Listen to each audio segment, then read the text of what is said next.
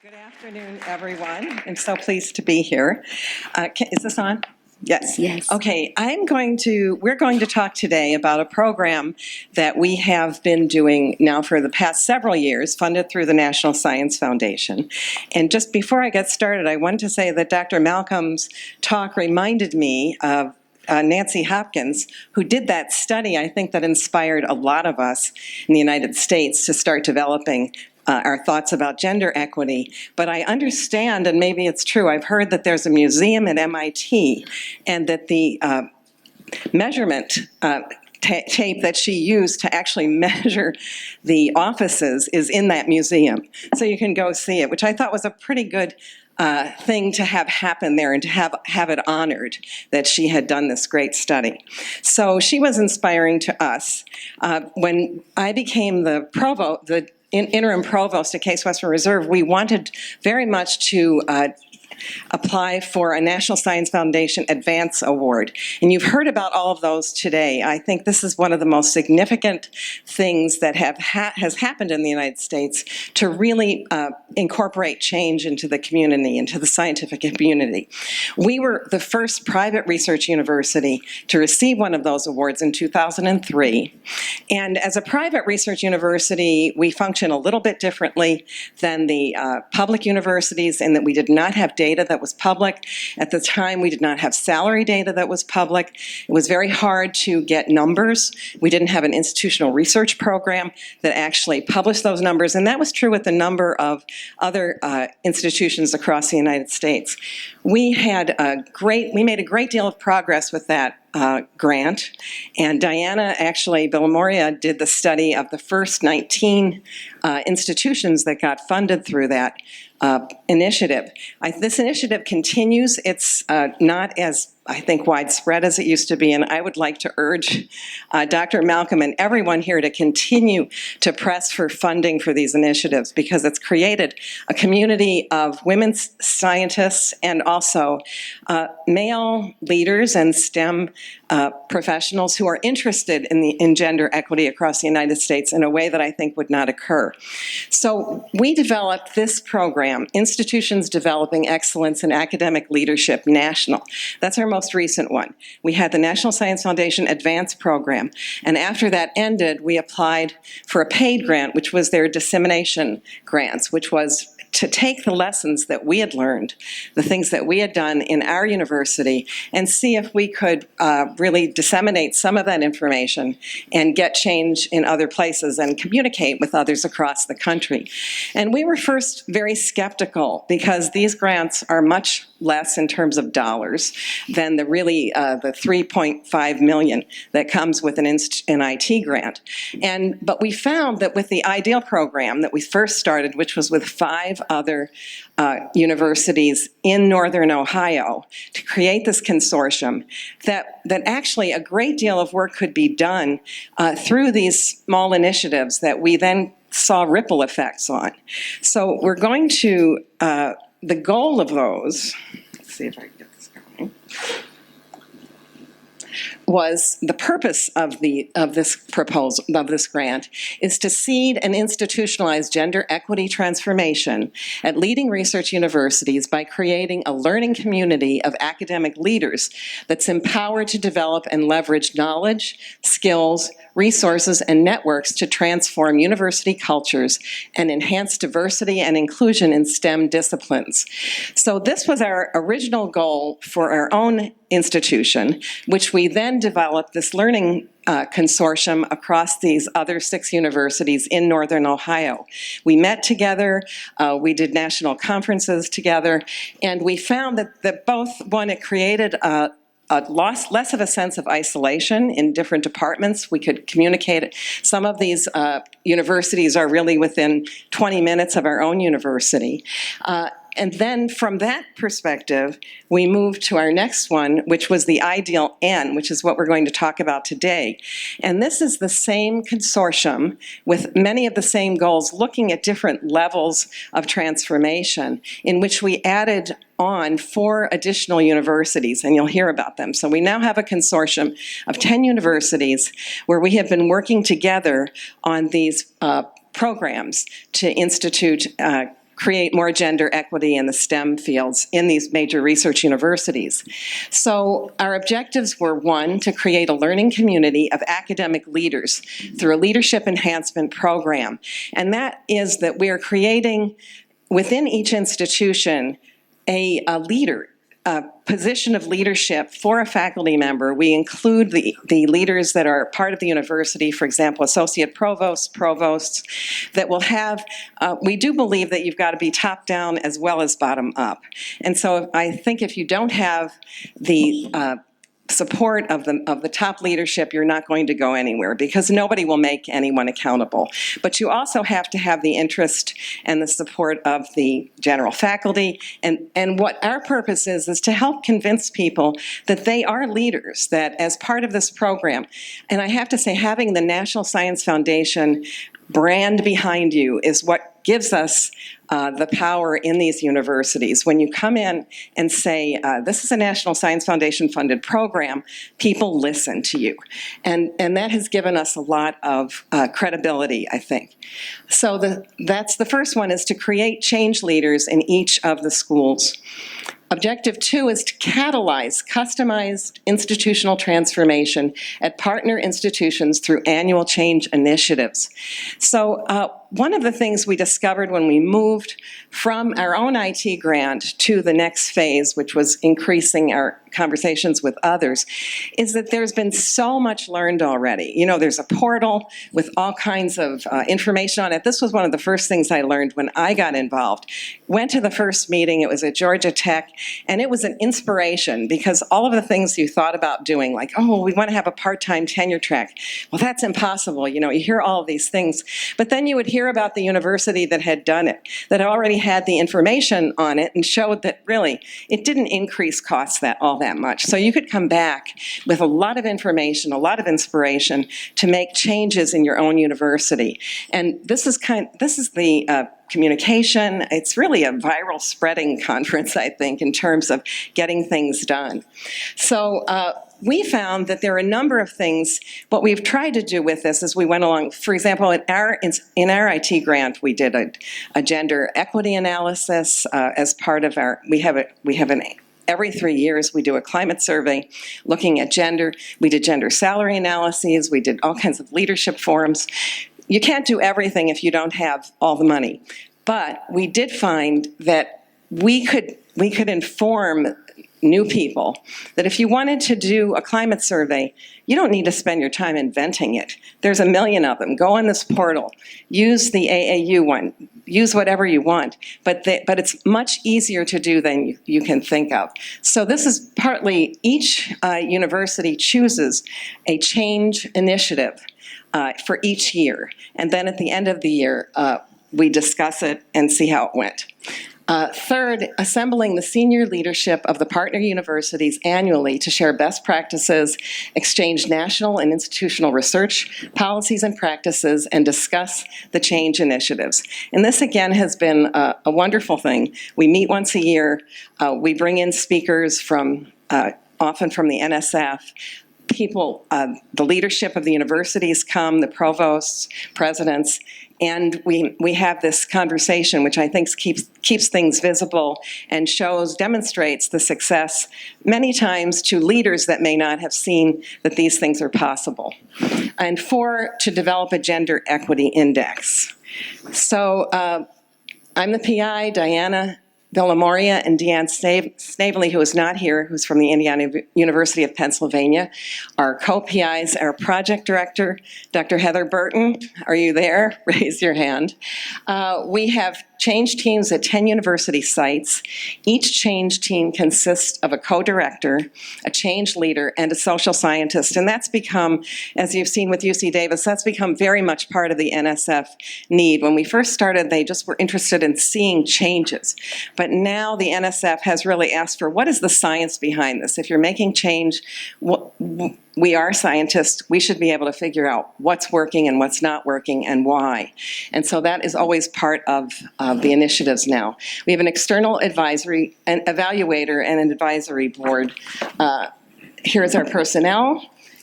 And here are the partner universities and the co-directors at each one.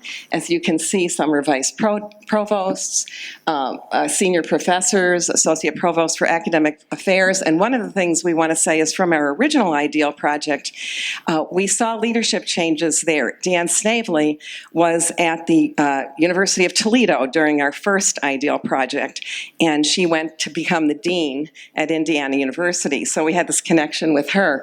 Mandy Monroe-Stasek was also part of our original IDEAL, and now she's the associate provost for academic affairs at Kent State. So one of the things we're doing is the first group we consider to be phase one change leaders, and the new group are change two. So we're hoping to look at what the differences are in terms of a university that's already begun some of these change initiatives.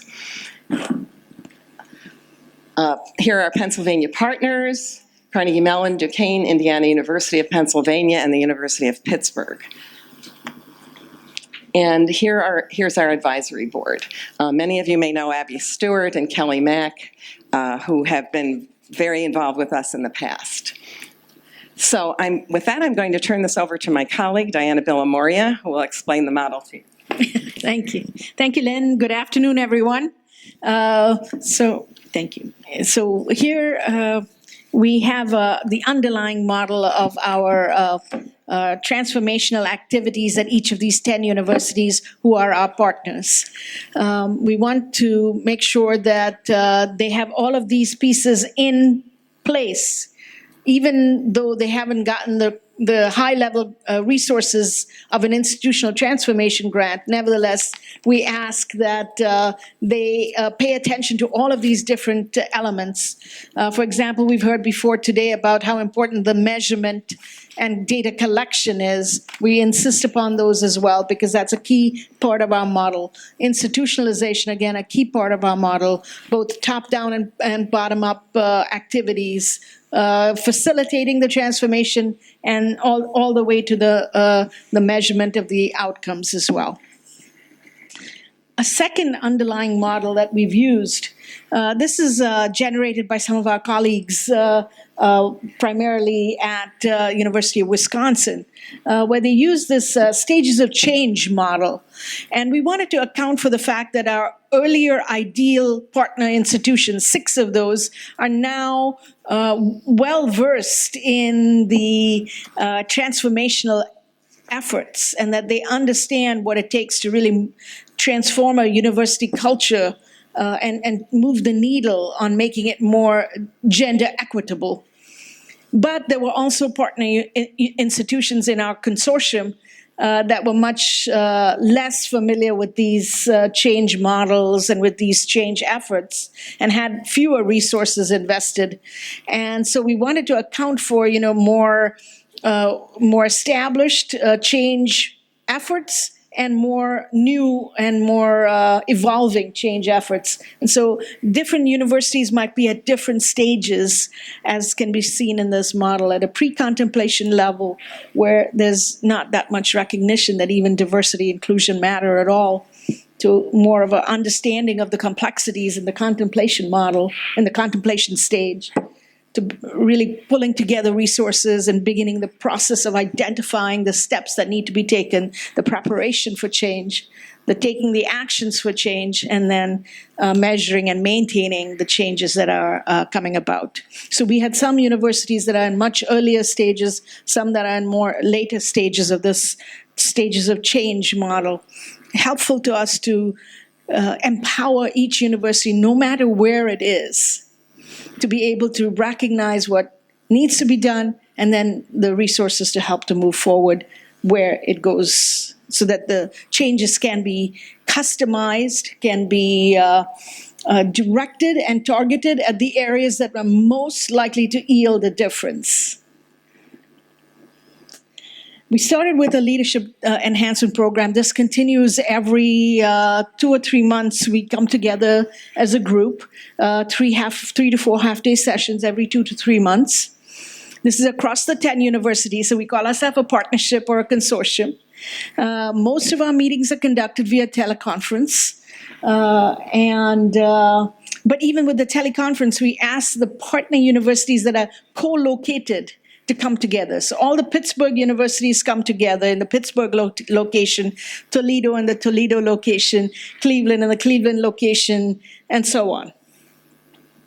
In these teleconference sessions, we discuss a number of different topics. We have presentations that we make regarding this is just a subset of the kinds of topics we discuss, much like a subset of the topics that we would discuss here in our Congress as well. And we would give examples of best practices. We might discuss the challenges. We might talk about the measurement issues of how would we actually know that we made a difference. Or we might discuss how to empower individual faculty to make change, how to empower administrators and department chairs, and so on. I wanted to just highlight a few of the changes that are being undertaken currently in our various partner institutions. So again, we have 10 partner institutions. I'm going to go through each of the 10, but at a very high level. I won't have time to go through each of the slides, just time-wise, but these are easily available. These slides are available to everyone. And I just highlight one or two aspects of each of these institutions' transformational change efforts. The point I want to make is that each one is different. Each one focuses on what we will call an institutional transformation theme. We ask them to generate a theme for their transformation, a vision of what they want to look like, and then what activities and outcomes would advance the vision and the theme. So each one is different. For each one, we ask that there be measurements. For each one, we ask that they involve multiple players on their campuses, that they must involve top leadership, which is why the site co-director is a provost level leader. And we ask that they're able to keep track of their efforts throughout this program. We're currently in the second of a 3-year process.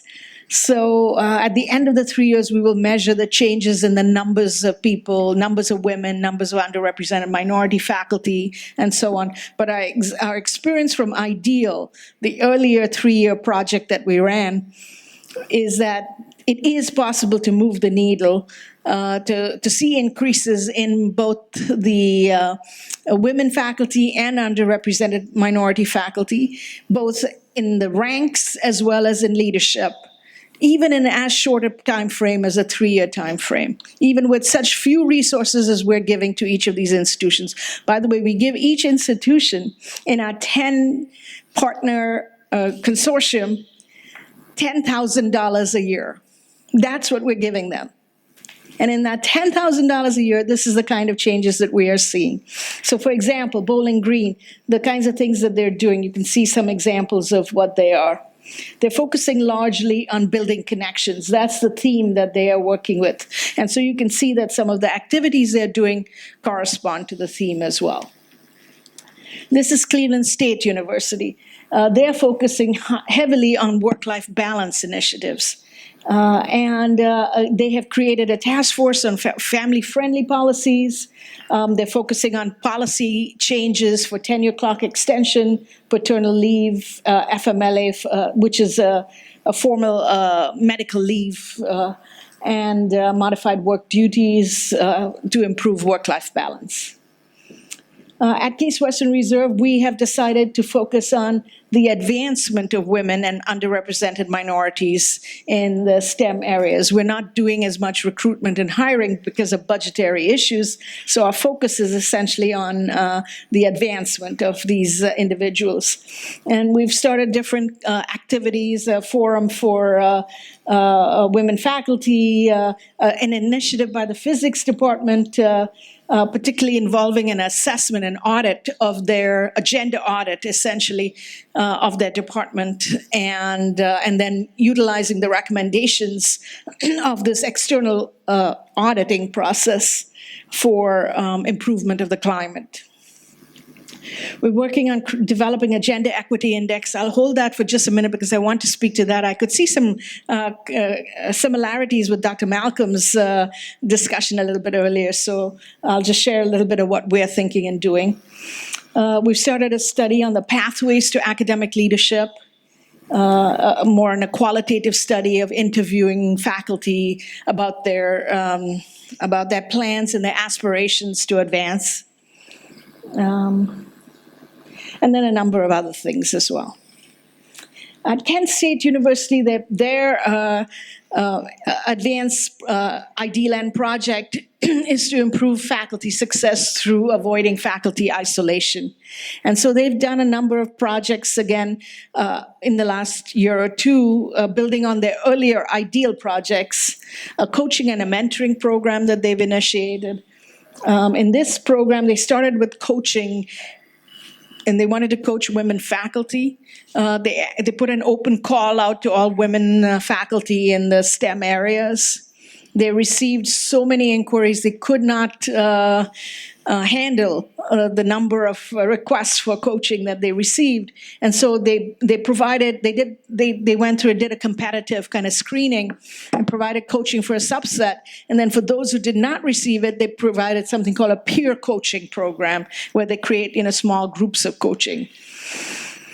They've had service loads of associate professors to full professor, a study that they're doing on that. And then they had this retreat on faculty success that was conducted. They've started a Chairs Leadership Institute, a department chair level training for improvements in gender equity.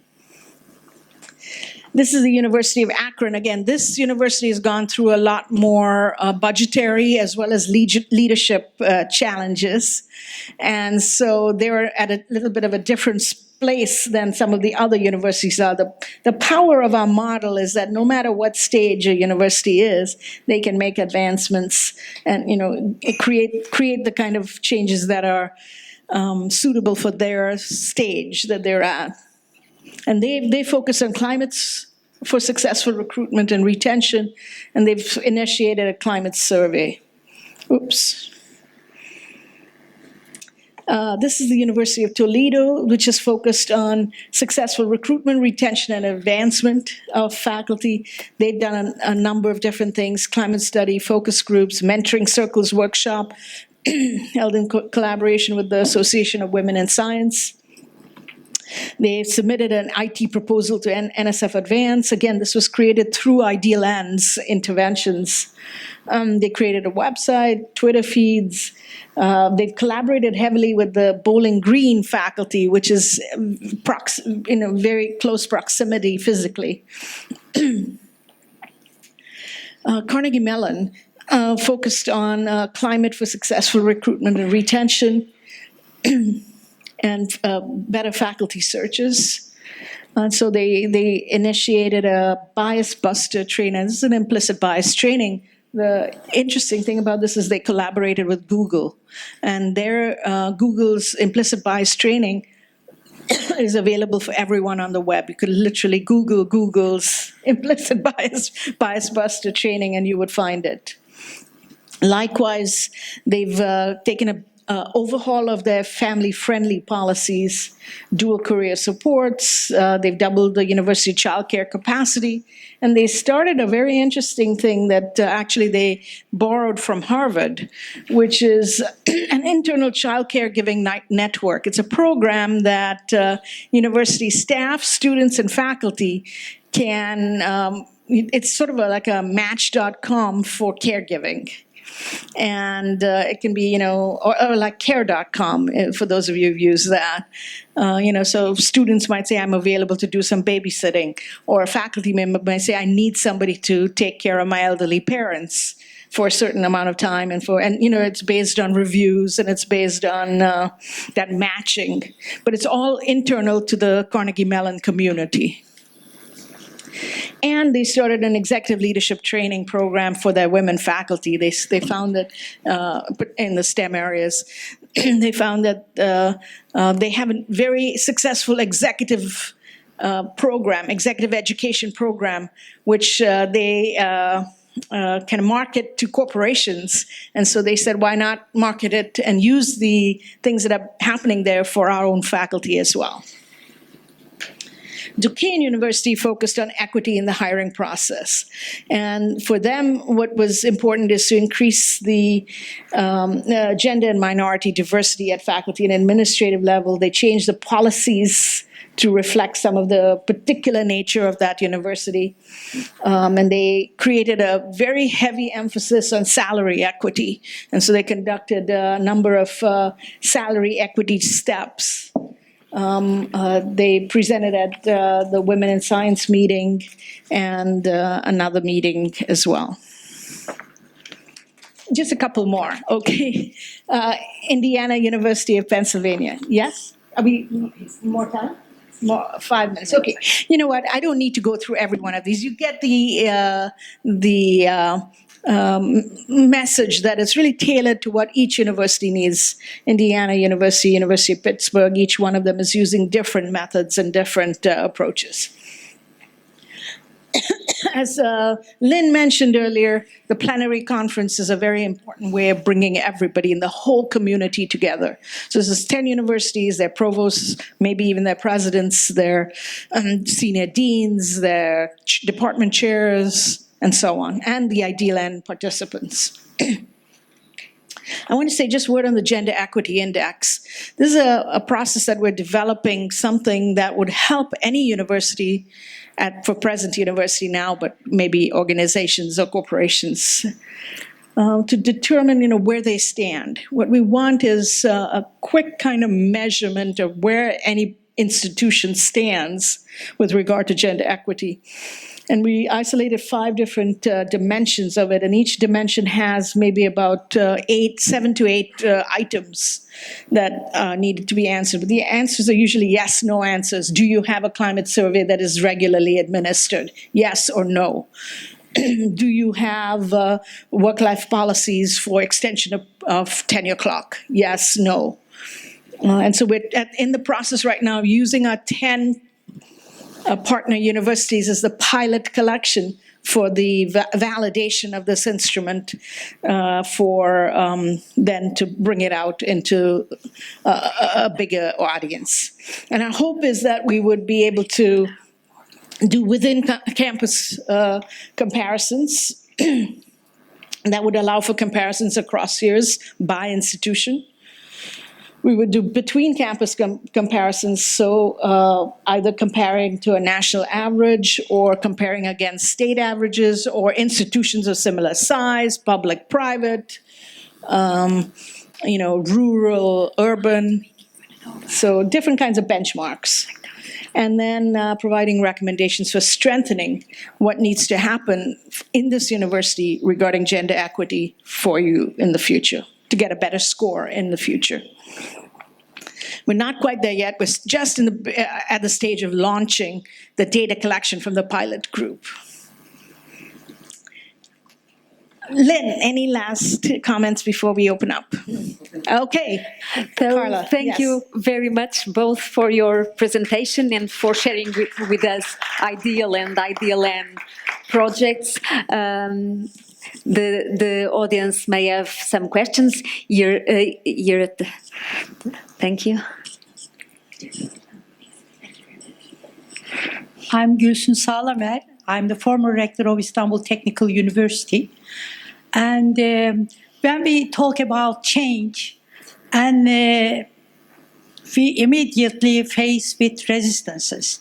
You have done a great job, and it's a very comprehensive project, but you didn't mention about anything related to resistances that you have been facing in the universities while you're making change. Although some of the steps are directly addressing the resistances, but why didn't you use the resistance word? I mean, as a concept in the project. That's my question. It's a very interesting, contradiction between our approaches and your approach, because we have been doing a lot of changes in our universities across Europe. I'm also the president of European Women Rectors Association. Thank you.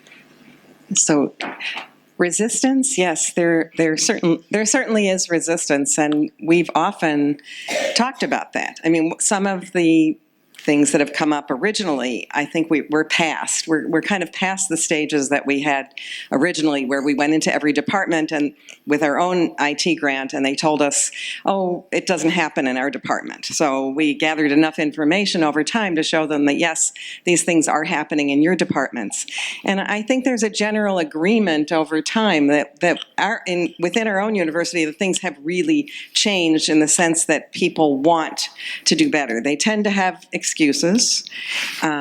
They tend to say they can't do this. Some of the same issues always come up. But we have made enough policy changes, I think. For example, I consider our salary analysis extremely successful. It's not successful in all the schools. We have 8 different schools, and it all depends on who the provost is at the time, how powerful the dean is, and whether the president's going to push to make something change. But visibly showing every year that independent of these other factors, there's a discrepancy in salaries has made an incredible difference in terms of engineering. And we have had things. I've had deans say to me, oh, you're trying to shame us into changing the salaries, which tells me a couple of things. One is, it is bringing the data out. They do know that on some level it's wrong. But you have to this feeling of, if you get somebody so upset and angry that they won't do anything or they kind of withdraw is another issue. So I think there's always resistance. It depends on how open it is. Nobody at our university now would say, oh, we never had any of these problems, because it's been demonstrated to them. But in the beginning, we had lots of arguments about each study. People would come to us and say, this study is flawed in this way, this study is flawed in that way. I think we're past that. Do you want to? Yeah, and because of the stages of change model that I showed, there's some, when you're in the pre-contemplation and contemplation stage, the resistance is much higher in those 2 stages than perhaps it is when by the time you're at the transformation or the maintenance stage. So I think whereas it wasn't a construct that drove the model, it's very much embedded within it.